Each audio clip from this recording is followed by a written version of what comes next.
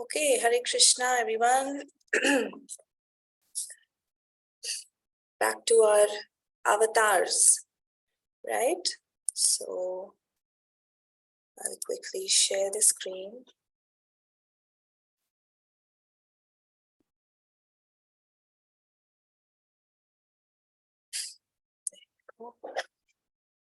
So last time we did about Lord Ram in the 18th incarnation. The Lord appeared as King Ram. 1 second, just this here.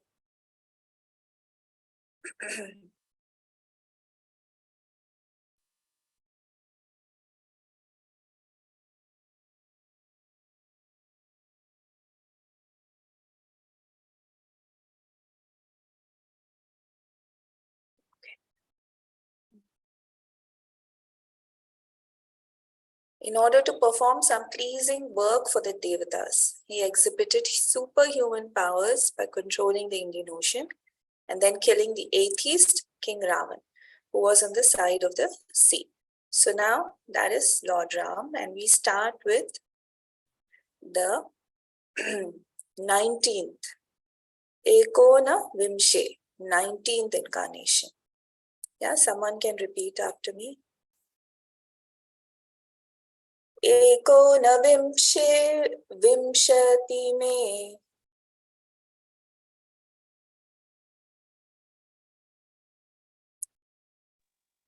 एकोनविंशे विंशति में वृष्णिषु प्राप्य जन्मनि वृष्णिषु प्राप्य जन्मनि रामकृष्णाविति भुवो रामकृष्णाविति भुवो भगवान् अहरद् भरम्.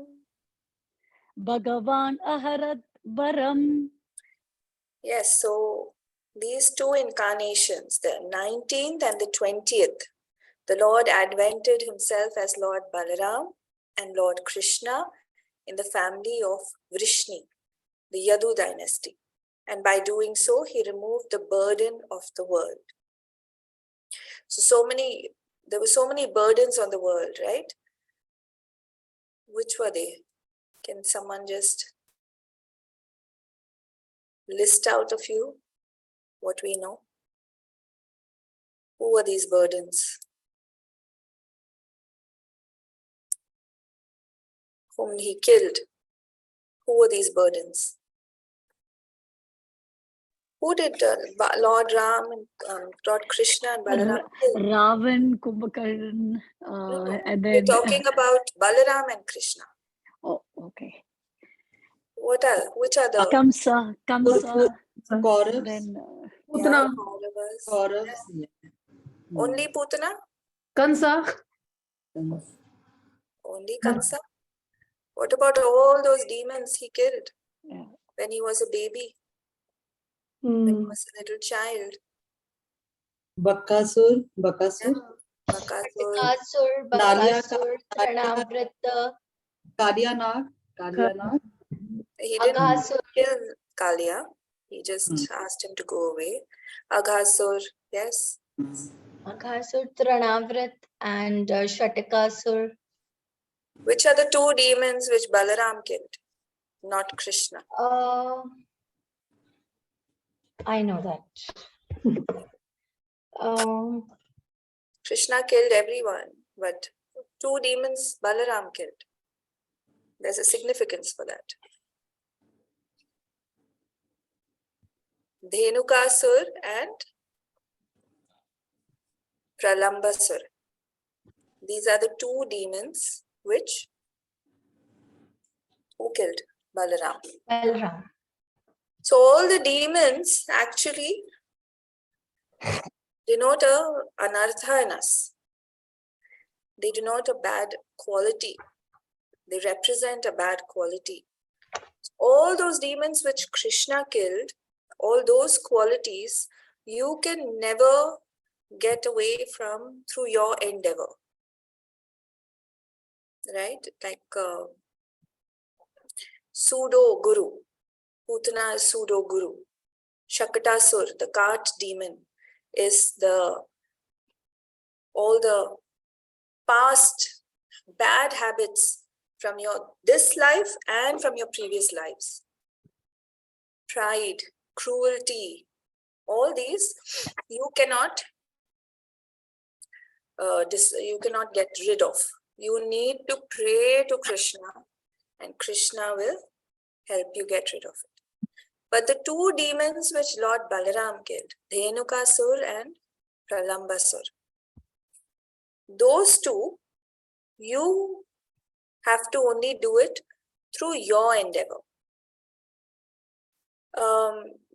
Why? Because one, Lord Balaram represents, he's the Jagat Guru. So the Guru, actually, he sees this in you. He sees this bad quality in you, this anartha in you. And he guides you, okay, this is your fault. You must get it out. And then through your endeavor, by correction, by contemplation, you can get rid of it. So what does Pralambasur represent? It represents lust for the opposite sex, or the desire for profit, adoration, and distinction. Puja, labh, pratishtha. So when you talk about sex desire, you have it in two levels.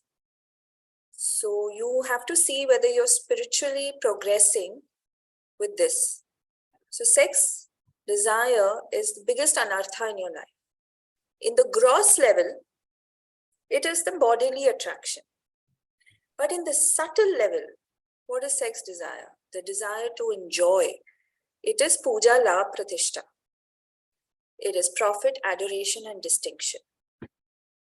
So this, you have to make an endeavor. How much ever you pray to the Lord, it won't go. Whom do you need to take shelter of? The Guru. Because Guru can guide you. And you have to contemplate within yourself. Am I doing proper? Am I proud that I'm giving this class? Am I proud of it? So that you have to all the time keep contemplating. And then Dhenukasur. Dhenukasur is who is Dhenukasur? Donkey. Yes, the donkey demon. And how did Balaram kill him? Whirling him in air, and he threw him away. Yes. So Dhenukasur represents ignorance of the knowledge of the soul. You're ignorant that you are not the body, you are the soul. So that is Dhenukasur. So then you live a donkey life, just working harder, and thinking you're very satisfied.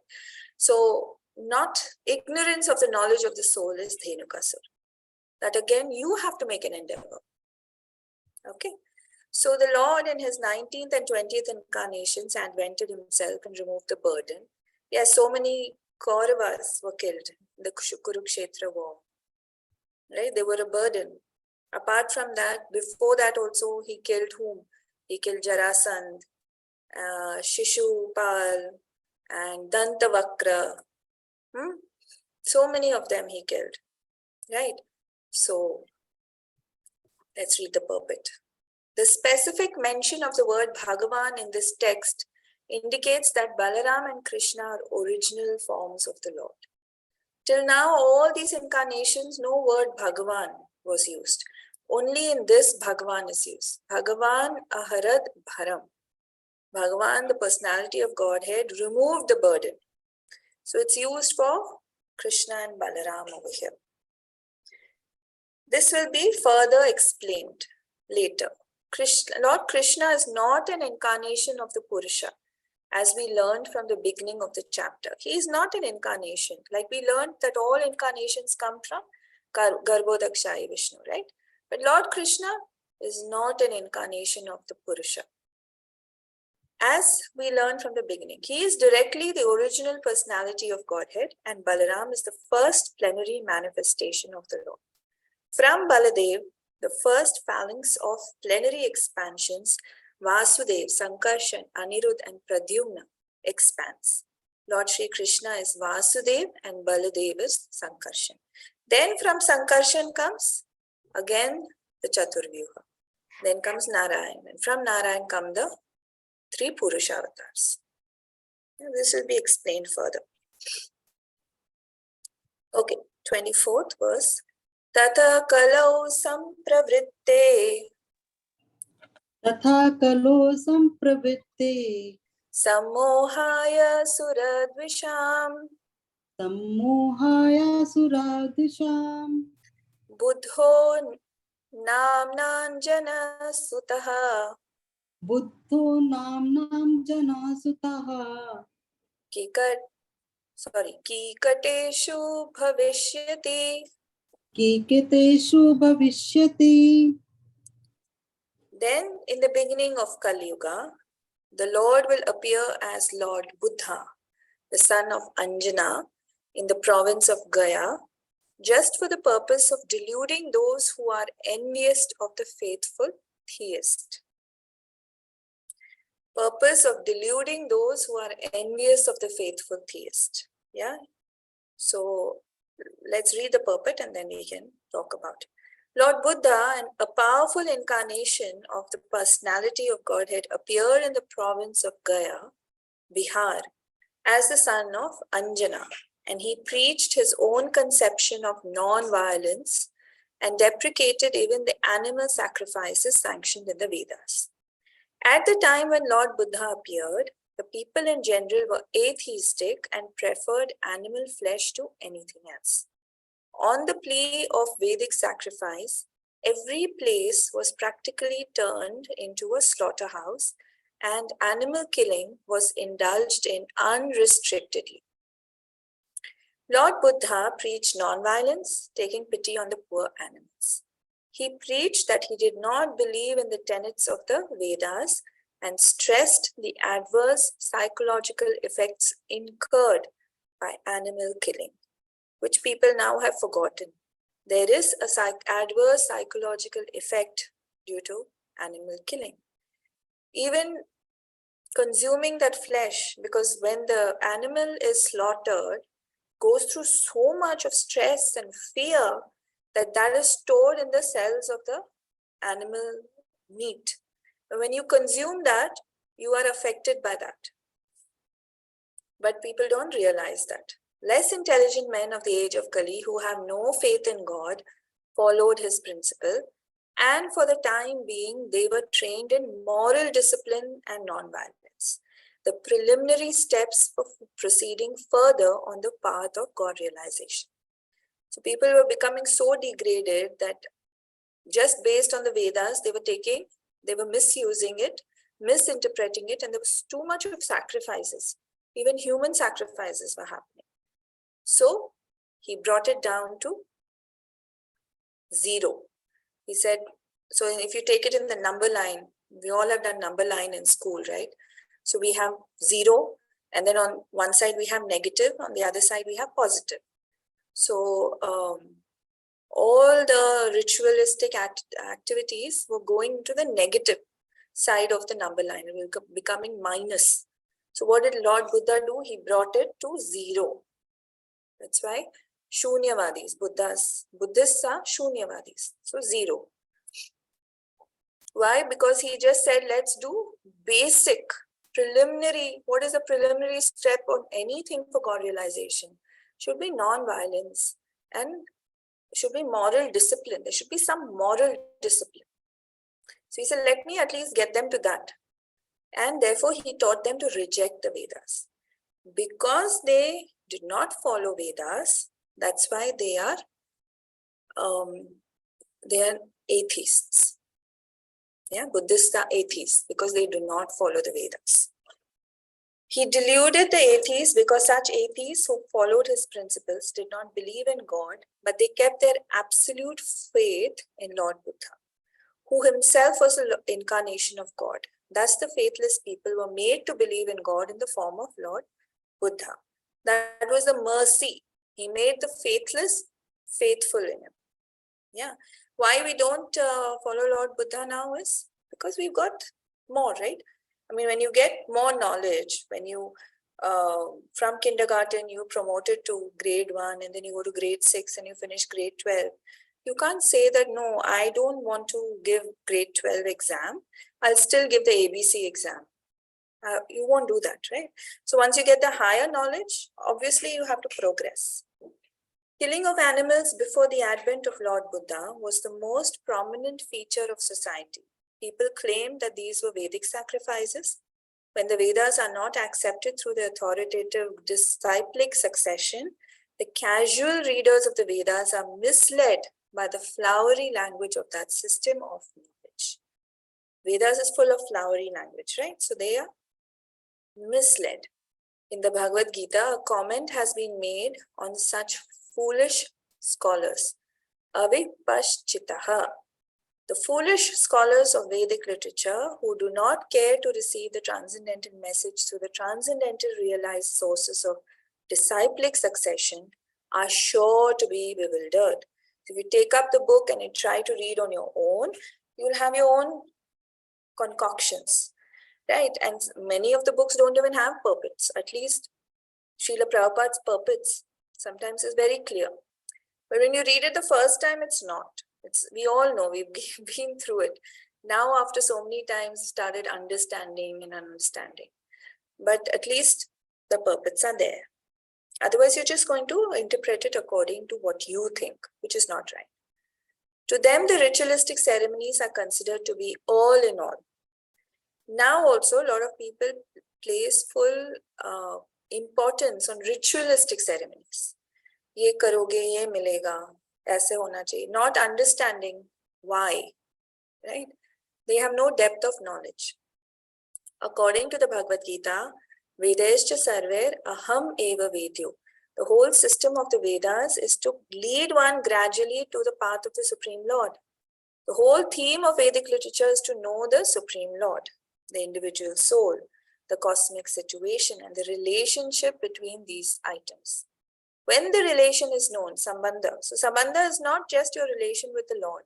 Sambandha Gyan is not just you, Jiva and Paramatma, or you and Bhagavan. No. It's also what is the equation between Krishna and the material world, Prakriti, Jiva and Prakriti, Jiva and Kal, Jiva and Karma. All this is Sambandha Gyan, right? When the relation is known, then the relative function begins.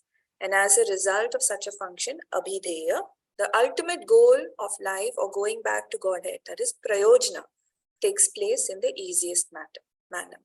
Unfortunately, unauthorized scholars of the Vedas become captivated by the purificatory ceremonies only, and natural progress is thereby checked.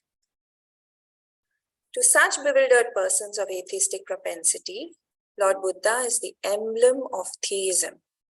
He therefore, first of all, wanted to check the habit of animal killing. The animal killers are dangerous elements on the path of going back to Godhead. There are two types of animal killers.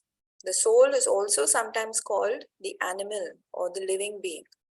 Therefore, both the slaughterer of animals and those who have lost the identity of the soul are animal killers. So very important, right? Both the slaughterer of animals and those who have lost their identity of the soul are animal killers. So Athato Brahma Jigyasa is very, very important.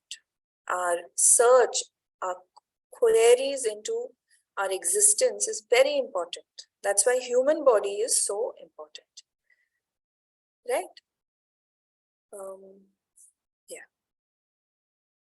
Maharaj Parikshit said that only the animal killer cannot relish the transcendental message of the Supreme Lord. Therefore, if people are to be educated to the path of Godhead, they must be taught first and foremost to stop the process of animal killing, as above mentioned. It is nonsensical to say that animal killing has nothing to do with spiritual realization.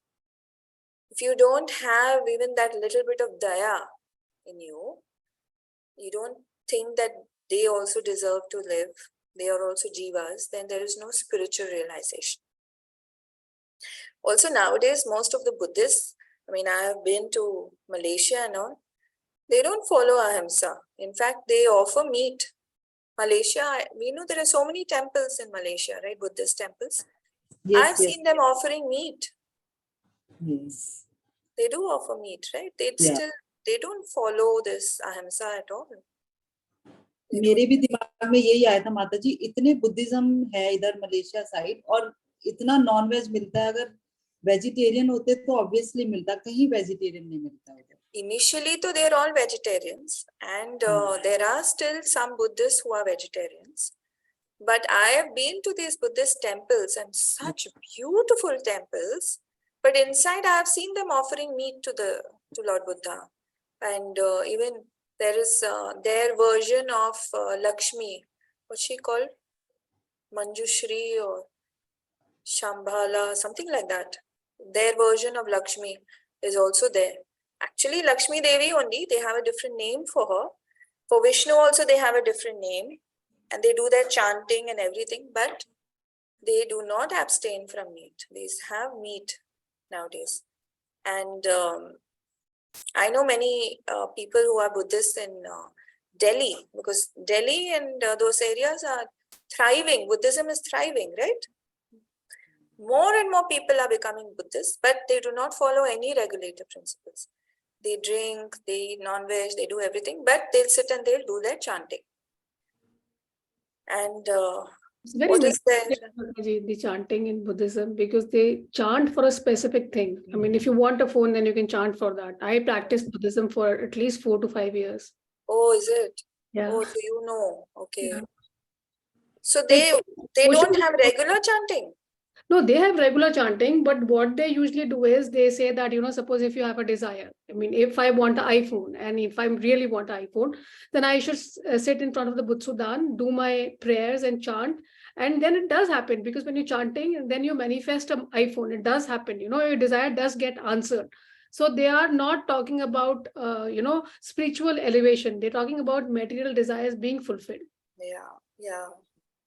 Which is Isn't it like approaching the demigods then? So It can is. Buddha actually be equated to a demigod or No, Buddha is or an but he's incarnation. avatar, No, right? he is a Vishnu Tattva. He is an incarnation. Right.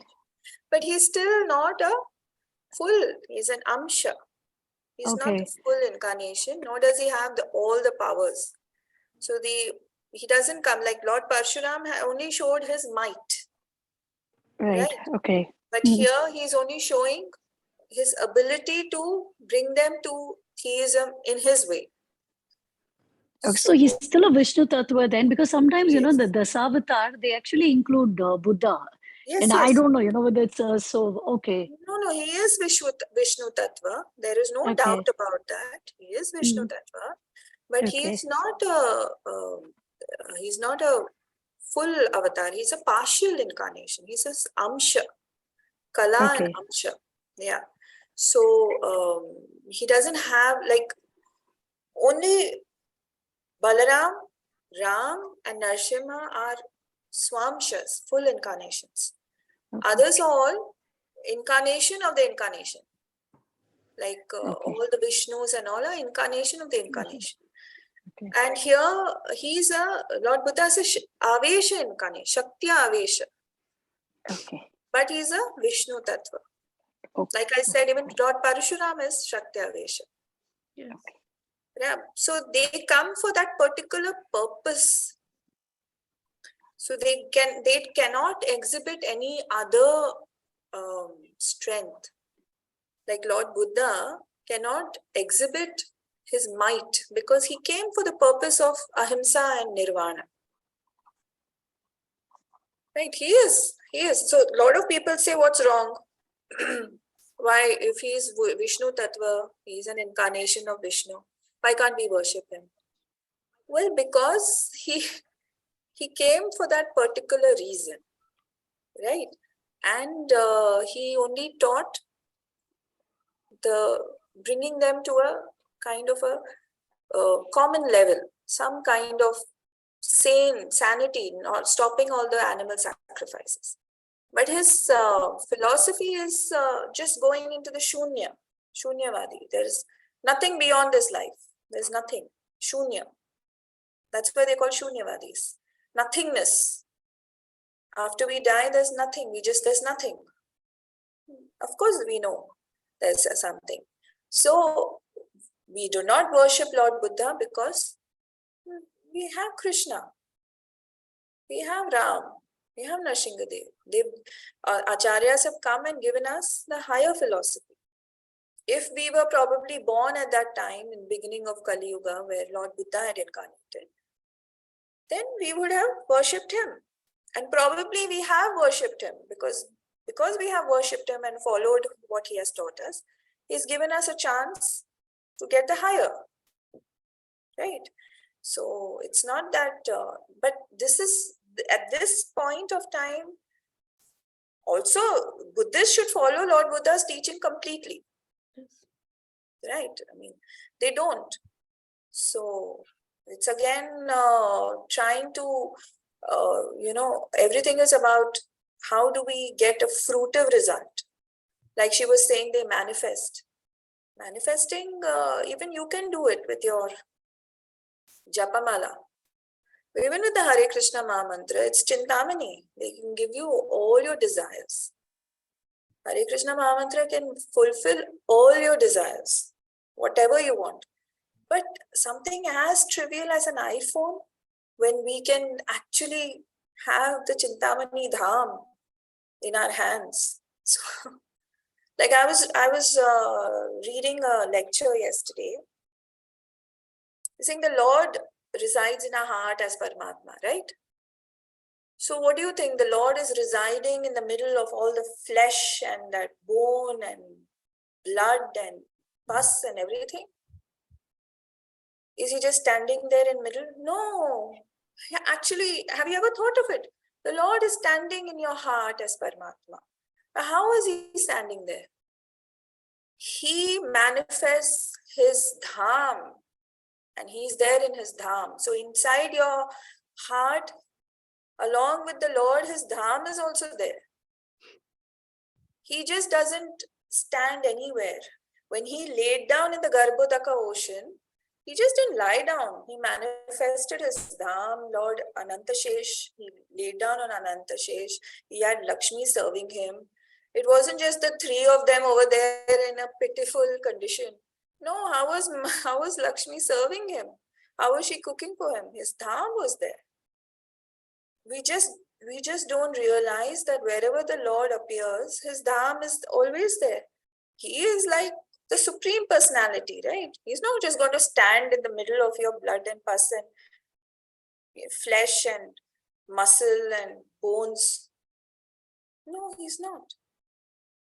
So the same way when he is manifested in your house in the altar takes a roop of a dham. It's just that we don't see it. We don't see it. So in the same way over here also, when he's come as Lord Buddha, he comes with his paraphernalia, he comes. But he's come for a purpose. So when you know the higher, you don't go for the lower.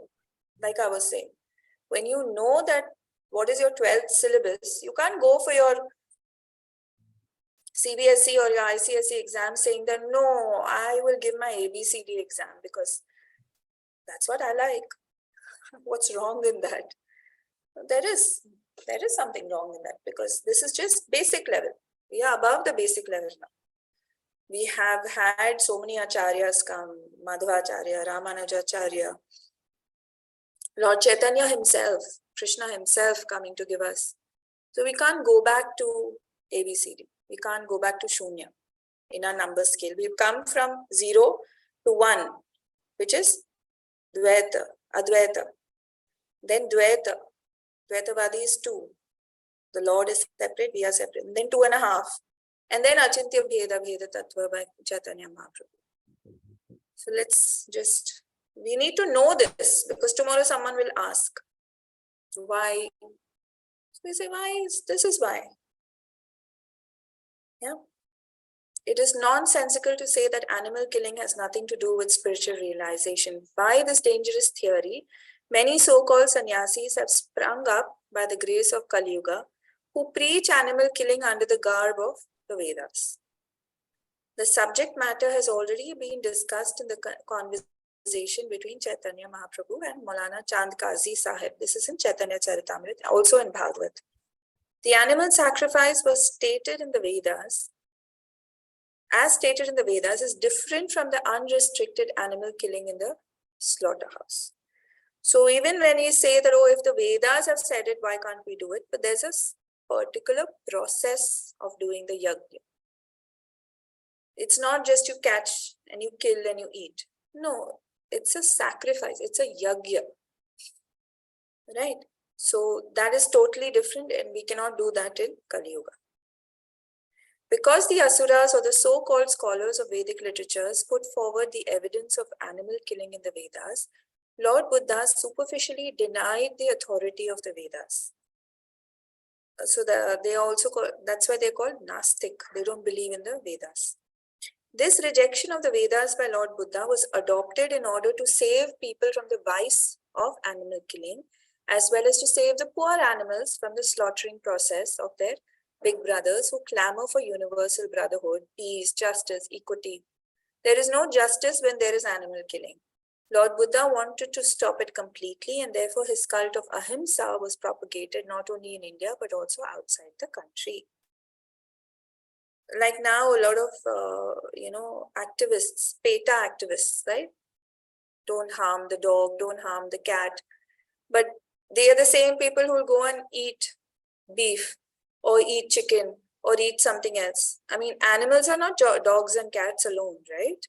What about the others? Aren't they animals? But they are fine with that. They will never talk about that. Technically, Lord Buddha's philosophy is called atheistic because there is no acceptance of the Supreme Lord, and because that system of philosophy denied the authority of the Vedas. Okay, Lord Buddha's philosophy only taught ahimsa and nirvana. So there is no Supreme Lord, there's no Krishna, and there's a complete rejection of the Vedas. But that is an act of camouflage by the Lord. Lord Buddha is the incarnation of the Godhead. As such, he is the original propounder of Vedic knowledge.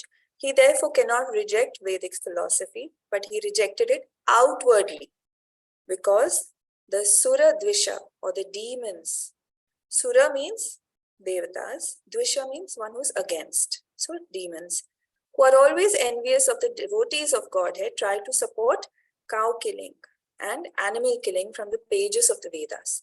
And this is now being done by the modernized sannyasis. Lord Buddha, I don't know whom Srila Prabhupada is mentioning here. It'll be good to know. There's no name. Lord Buddha had to reject the authority of the Vedas altogether.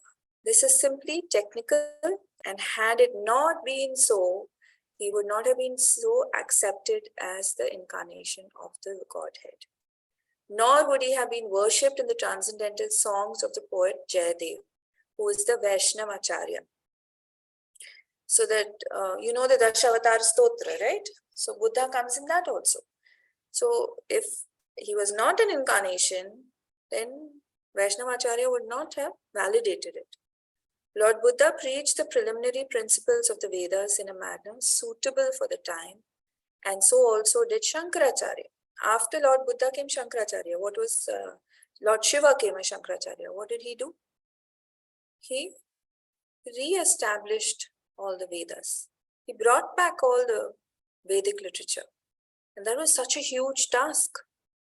You're coming from a place where everything was rejected, and then suddenly you have to have a completely, empowered person to come. And who better than Lord Shiva? But then, again, there was a camouflage, right?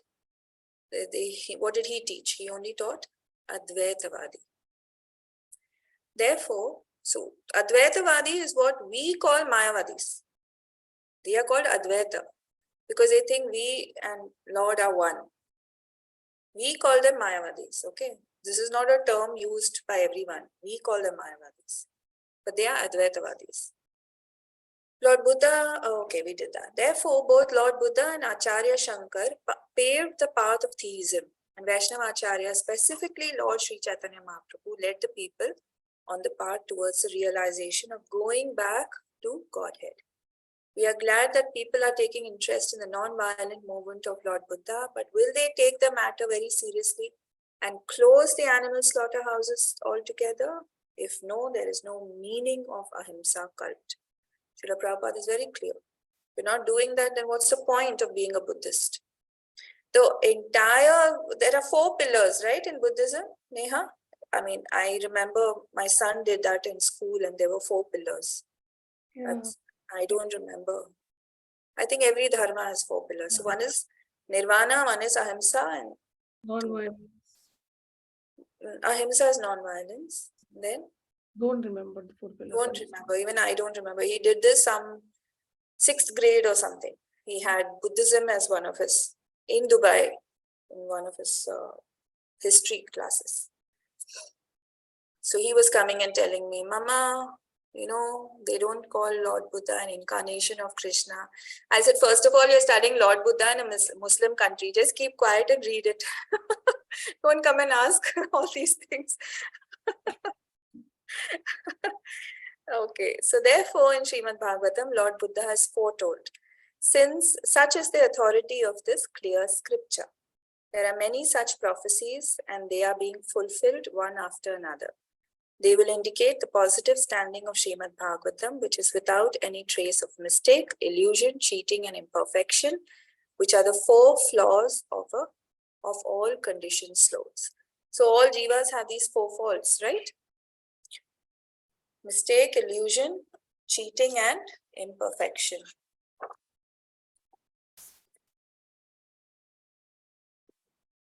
Yeah, and the liberated souls are above these flaws, therefore they can see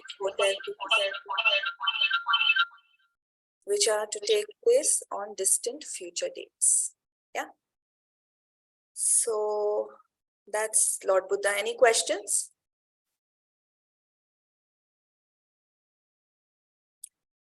Okay, so we move on to verse 25. Can I just share one thing? Sure. When it came to this meat eating thing, Amarendra Prabhu, in one of his lectures, he actually said that, is our body a graveyard? Because when you eat meat, right, it is actually equivalent to, a graveyard. Yes. Absolutely. I mean, why would you want to eat a dead body? Right. When we say dead body, we only think of human body. Right. Isn't a dead body of an animal also a dead body? Why would you have a dead body? Why would you eat a dead body? Yuck. And then also another thing is vegetarian food takes about 60 minutes to 90 minutes, depending on how much protein and how much masala in it. Maximum 60 to 90 to get out of your system, to digest. And 24 hours to get out of your system, let's say, because we keep eating so much, no? Or throughout the day, 3 times.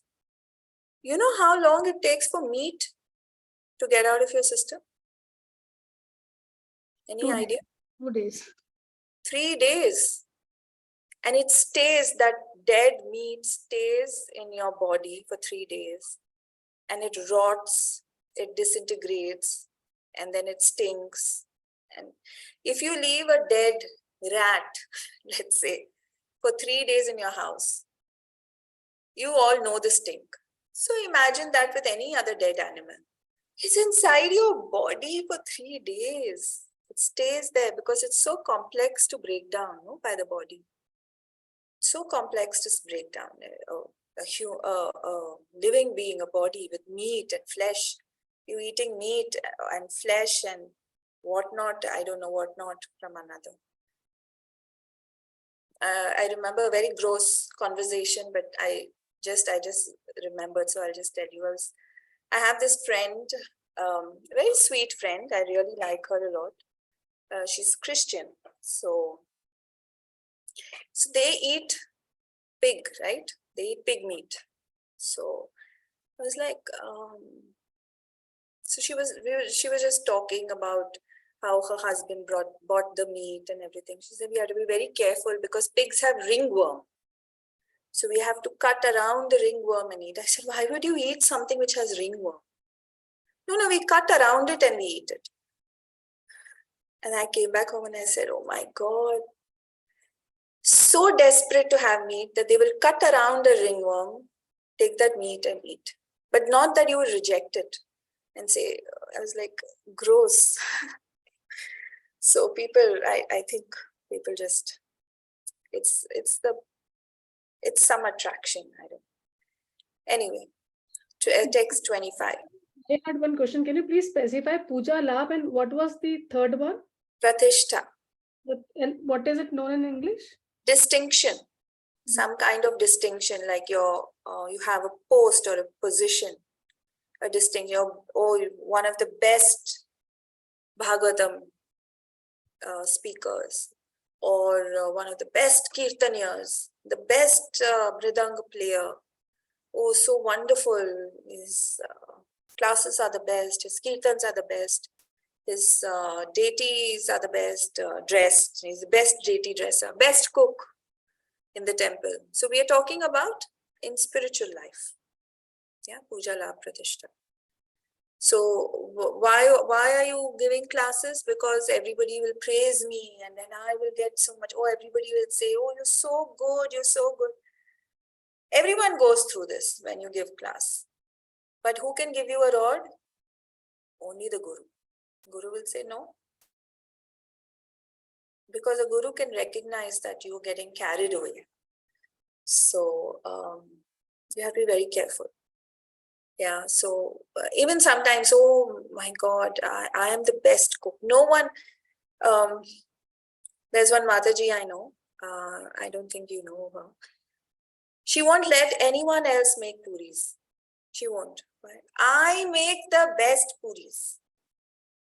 And we are like, Mataji, you have to make so many puris. There's so many devotees. Everybody, if there are 50 devotees, everybody will have 4 at least. You have to make 200. I make the best puris. Everyone loves my puris. I mean, at the end of the day, puri is a puri, right? Puri. Kya farak padta hai? Doesn't matter. But then what is that? Because then everybody will come and say, Mataji, your puris are the best. Even if she doesn't make good puris, which devotee will go and say, Mataji, your puri is bad? Everybody will say it's good only, no? So this again is being attached to your position. That is adulation, right? Kind of adulation. Puja, labh, pratishtha. What is puja? That people worship you. Adoration. Adoration and adulation. Distinct. Pratishtha, Both. adulation. Adulation. Yes, both. Puja is that. Hmm. People worship you. Oh, there's no one like you. You are the best. It is very, very difficult to get out of this kind of attitude. I mean, this is the most difficult thing, I think. Yes. And this you have to battle with on a daily basis. You have to battle with if you're a devotee. There will be some puja, there will be some labh, and there will be some pratishtha in whatever level you are, however small you are. Forget about how big you are. The higher you go, the harder you fall. That's why I don't like to be in any, I like to be a small, some service somewhere. I don't like to be in the limelight. I don't like to go where people will, with so many classes, this, that. No. We both, Vishaka and I always keep talking about this. No, I just want to be a small, tiny person in this whole army of Chaitanya Mahaprabhu, a foot soldier. I just want to be a foot soldier. I don't want to be a general in the army. I don't want to be a commander. I don't want to be a leader. Why? Because with all this comes a lot of problems. But even being a foot soldier, you can still hanker for these things. Because see, one thing which I noticed is the moment you become a devotee, you become very attractive. Attractive as in, I'm not talking about your physical. Physical, of course, the moment you put a tilak, it's so attracting. You become so attractive. But the moment you become a devotee of the Lord and the Lord imbues his energy into you, Srimati Radhika puts her Hladani Shakti in you, which gives pleasure to you when you're chanting. You automatically attract the attention of others. Devotees, wherever you go, you will see that people will look at that person. Even if you're not wearing a tilak, some kind of attraction will be there towards that person. You can check it out on your own. So with all that comes a little bit of pride. So you have to be very careful. And that's why Srila Prabhupada says you have to read my books at least for 2 hours every day. Because what happens when you read about the opulence and the greatness of Krishna? It evokes submission. When you read about how great Krishna is, how he came as so many avatars, how did he create the material world, the spiritual world, and what is your position in it? It evokes submission.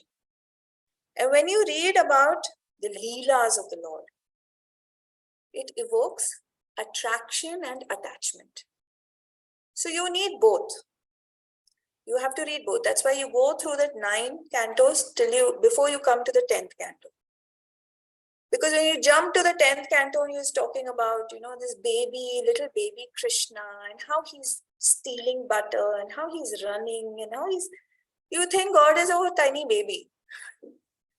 But when you've gone through the 9 cantos, you realize that, oh my God, he's not only created it, but he can just destroy it by just his will. He's not even, it's not even him who's doing it. He's just appointed people to do it. First of all, Lord Balram, then the Chaturvyuha, then it's the Purusha avatars.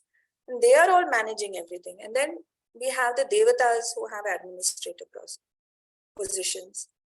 Who are you in it? You're just a foolish jiva who left the spiritual world to enjoy on your own and came to the material world. So then that's why then what happens? This puja, la, pratishtha, and we'll say no. Srila Prabhupada's mercy. So first we start practicing. Anyone says anything, Guru's mercy, Srila Prabhupada's mercy. Without them, what are we? That becomes a habit, and slowly that becomes into your. But I've seen a lot of senior devotees who have fallen down because of their attachment to puja, labh, and pratishtha. 25 years, 30 years, Krishna consciousness, and then suddenly they think they're so great. Then there's a fall down. So therefore, do we pray to Krishna? Of course, we pray to Krishna with everything. But these two, Dhenukasur and Pralambasur, our endeavor is very important. All other demons, whatever qualities they represent, only Krishna can remove them from you. You have to pray to Krishna. Your endeavor will not do. These two, your endeavor has to be there. Has to be there. Yeah, shall we do 25? Athaso yuga sandhyayam. Athaso yoga sandhyayam. Sorry, one sec.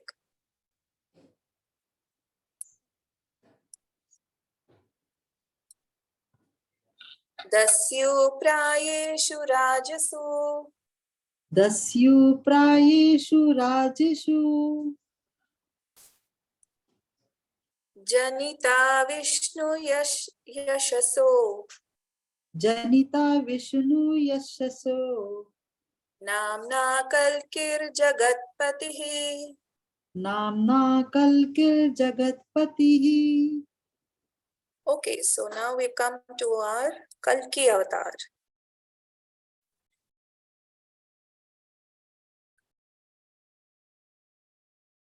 So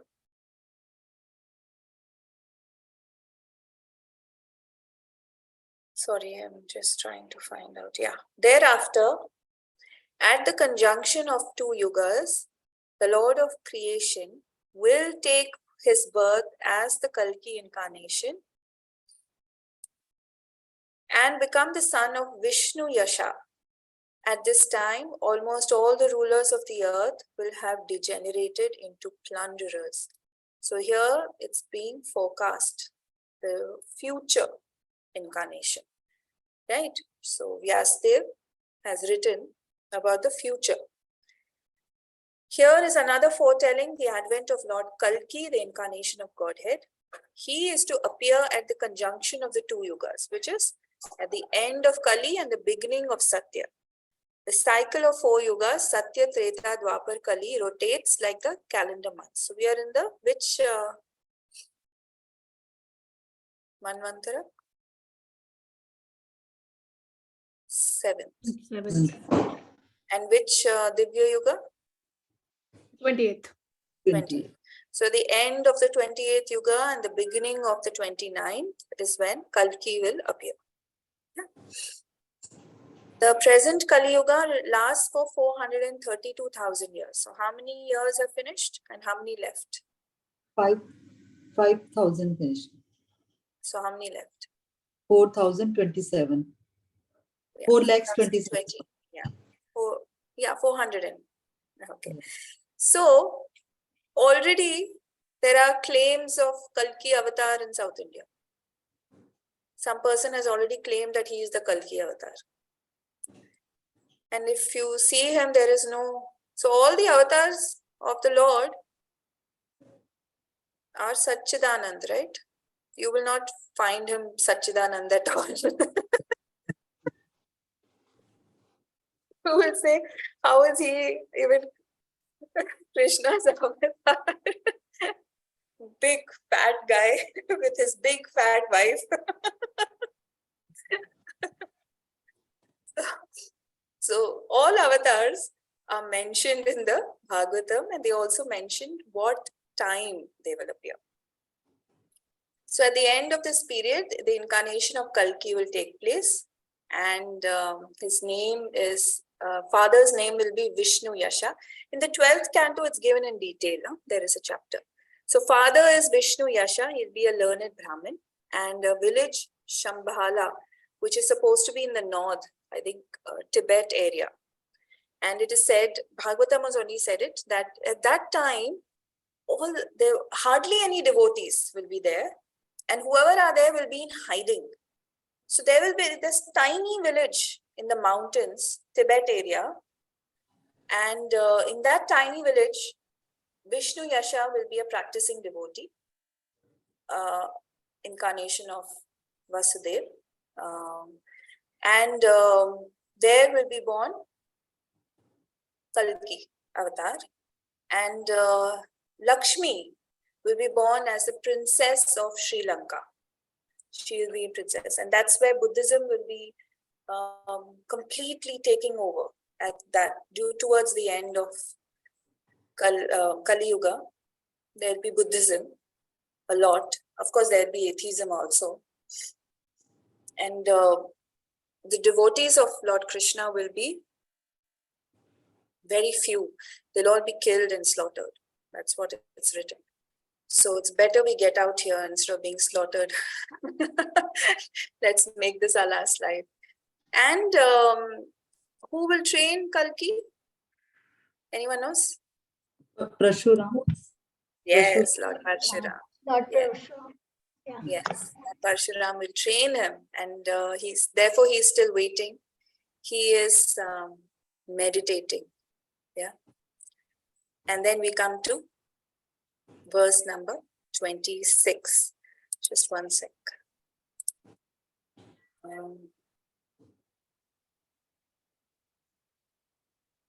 Yeah.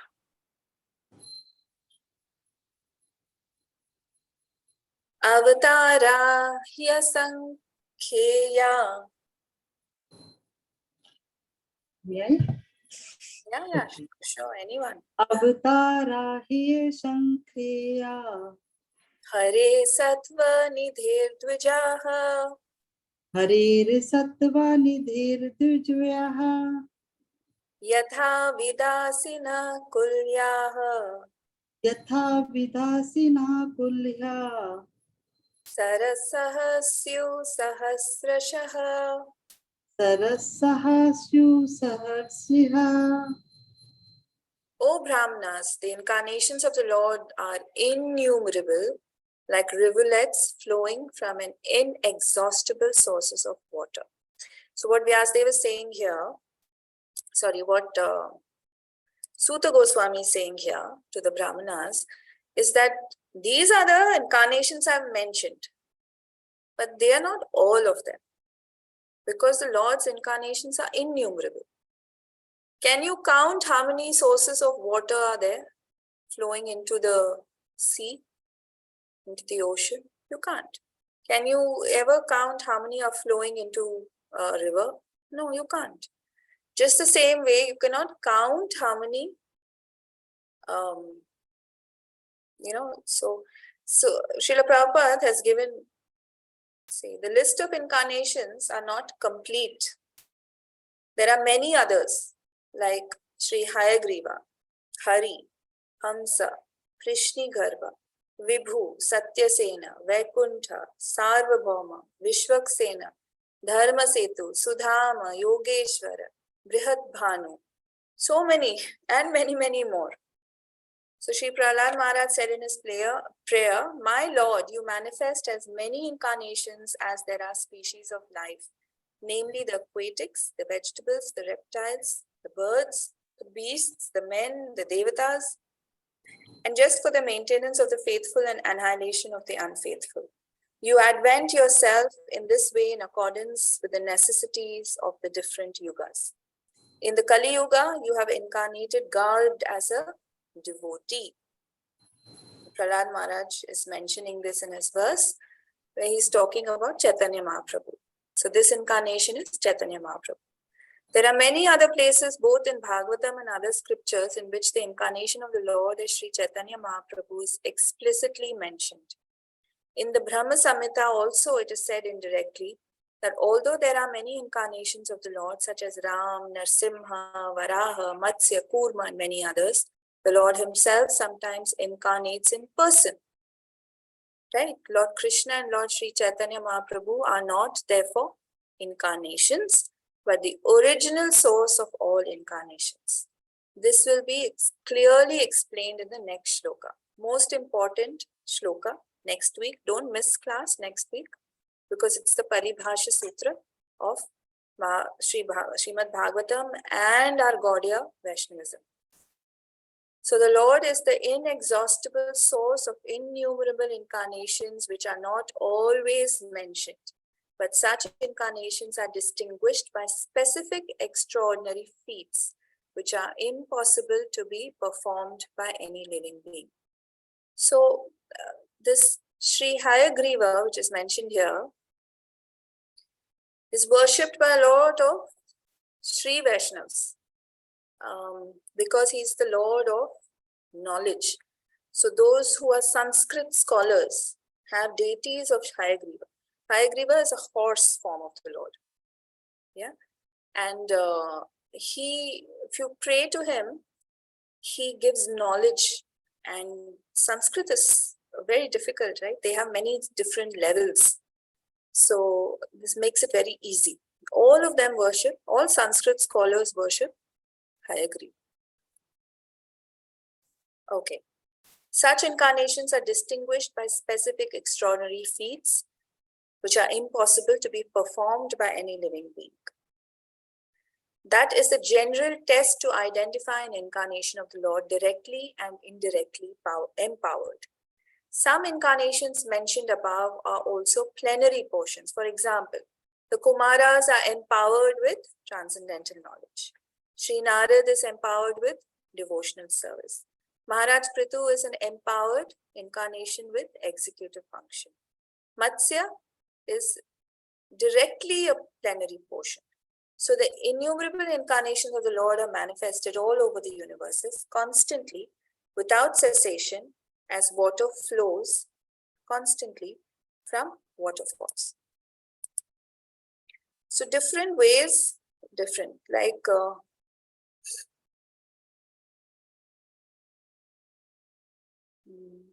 yeah.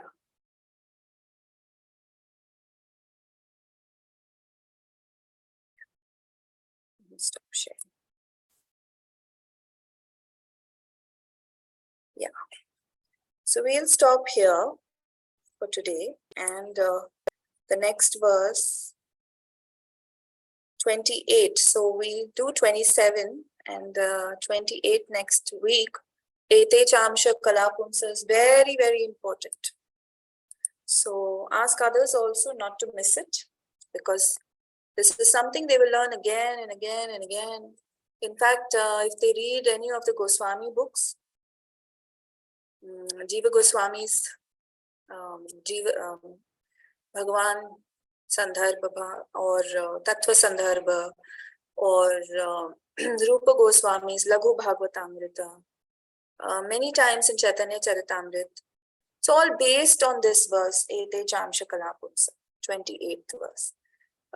It is a Paribhasha Sutra, which means that it is the truth on which the entire philosophy of a parampara is based on. So our Gaudiya Vaishnava parampara is based on this verse. So it is very important to understand this verse completely and to meditate on it. So we'll take an entire class just for this verse if needed, because it's a very important verse. Yeah. Any questions for today? I don't think so, because it's just about incarnations. But if there's anything, you're welcome to ask.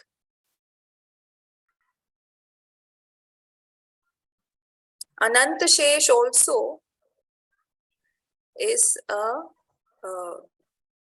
actually Laghu Bhagavatamrit talks about Ananta Shesh being an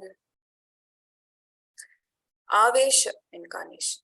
So is Lord Balaram also, but he's also Jiva, Ananta Shesh. So it's a partial expansion. Balaram, Sankarshan, all those are full expansions. So yeah, Vishnu also comes from Lord Balaram. Yeah. It's clear about Lord Buddha and Kalki. Yeah. Okay. So shall we stop for today, Veenu? You're Yes, back yes. to Veenu. I forgot your initiated name. Yeah, I will change my name from here. Next class. Next class. Okay, so then let's stop. Let's chant Hare Krishna, Krishna Krishna, Hare Hare, Hare Ram, Hare Pancha Kalpatarubhyascha, Kripa Sindhubhya cha, Patitanam Pavanebhyo, Vaishnavebhyo, Ananta Koti Vaishnavrit ki Jai, Srimad Grantaraj Mahabhagavatam ki Jai. Hare Krishna. Hare Krishna. Thank you, Mataji.